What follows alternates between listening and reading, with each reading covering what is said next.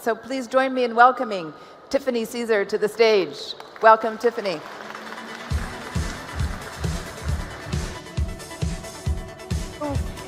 Come here. Oh, bye, Zoo. Love you. Dzień dobry, Warsaw. Oh, there you are. I feel so beyond excited and grateful to be speaking with you this morning.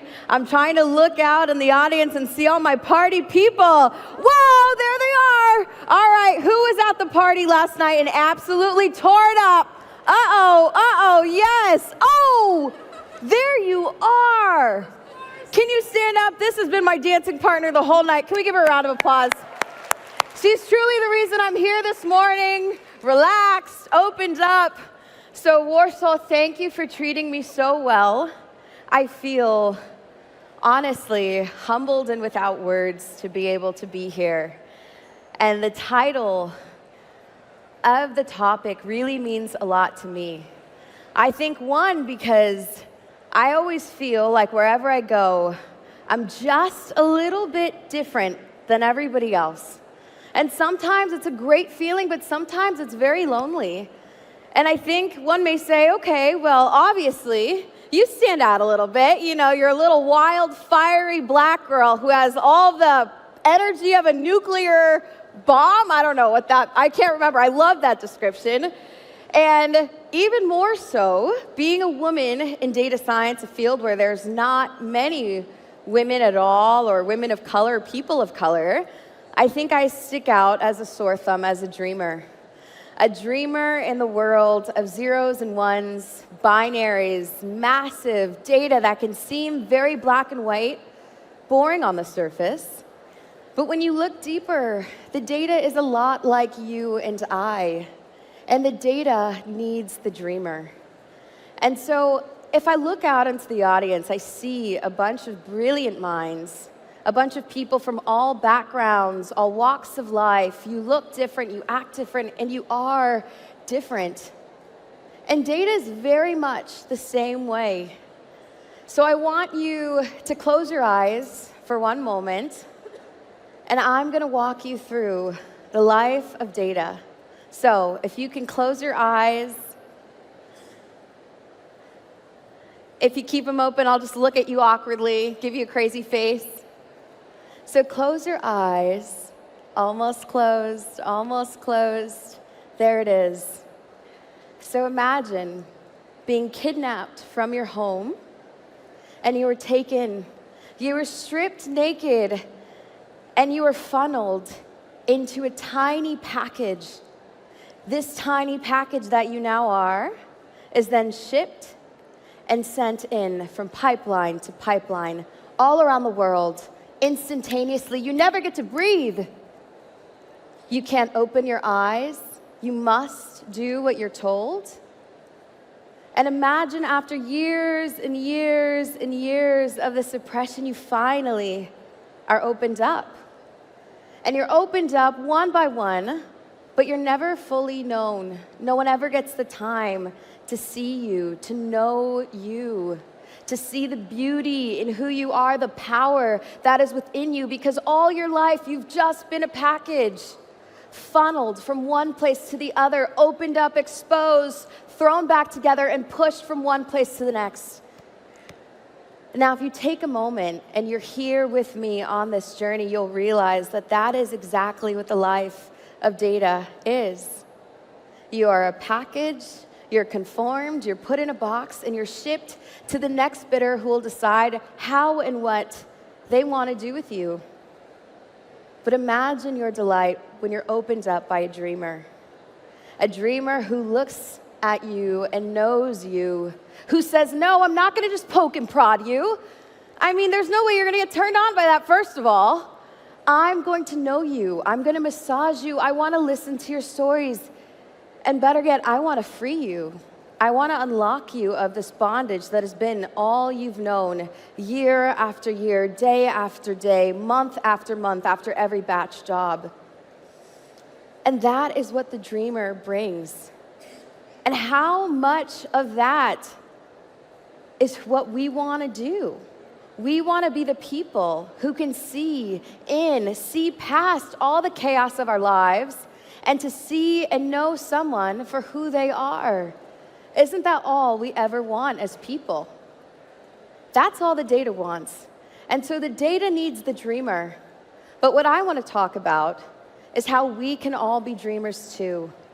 So, how many of us have gone through life and we felt overlooked, unwanted, we felt misunderstood, and we desperately wanted somebody to come in there and see us and know us?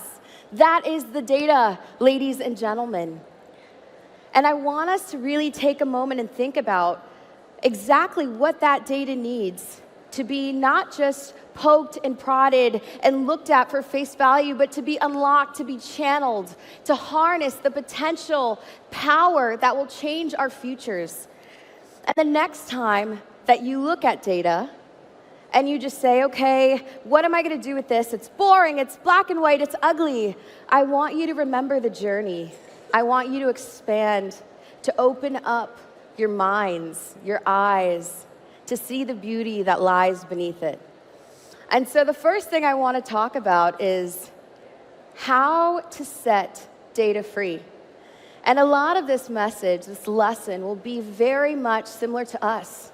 I want to draw our eyes, our minds, our hearts to be one with this data, and in hope that we will also set ourselves free in the same way and unlock our true gift, harness that power, and change the world. So I want to first I want us to close our eyes again with me. I'm going to take us through this mind talk, this mind journey, but I want you to close your eyes again. Don't worry, I won't look awkward, but I just would eagerly hope that you would close your eyes. And I want you to imagine your wildest dream, a dream you've always had, something you've always wanted. Maybe it's something you've never told anybody. And I want you to just take 10 seconds and be the main character in your own story. And with your eyes closed, I want you to raise your hand. Do you feel like you're living that dream that you're playing in your mind, that you've played since you were a little girl? Do you feel like you're living that? There's a few hands, but that's okay. Because you know what? For many a time, I felt like I wasn't living my dream either. You know, Zoo was talking about all these amazing things you've done. You graduated, you were 17, yay! You're a data scientist, yay! You traveled, yay! But there were times, so many times along the journey, that I lost my dream. I would wake up and I would feel lifeless. Specifically, going into corporate America, when you're funneled in, you work your 9 to 5, you go back home, you do your job, you go back home, you do your job, you go back home, you do your job. When do you have time to dream? Is it on Saturday when you don't want to think about it? Is it on Sunday? We don't. And dreaming is a lost art. And as much as data and the world of data and the world of technology needs mathematicians, we also need artists too. We need you. We need your gifts. But you cannot unlock and expand your mind to understand that data unless we take a moment and free our own minds to do so. There's often a lot of projects that I have that someone says, okay, Tiffany, one of my favorite projects actually was building out the founding research to launch Microsoft research team in Africa. And I was working with I was one of 2 data scientists, and then the one data scientist who's a dear friend of mine had gone on to a different company, and it was just me. I'd been at the company for all of 3 months. I knew barely anything at all about data science. I was like, oh my gosh, I don't even know how I got here. And I was put up with this task. Tiffany, I want you to find something, anything, and tell us how we need to invest our future in Africa. And I'm like, all right, waiting, give me more. I'm like, this is all you got? No help, no direction, nothing. And all eyes were on me. I was young, new, not to mention I'm pretty loud. I don't know if you probably heard me before you saw me. And I thought, what am I going to do? I looked at this data, and it wasn't making sense. And I brought it to another scientist, and they looked at it, and it did not make sense.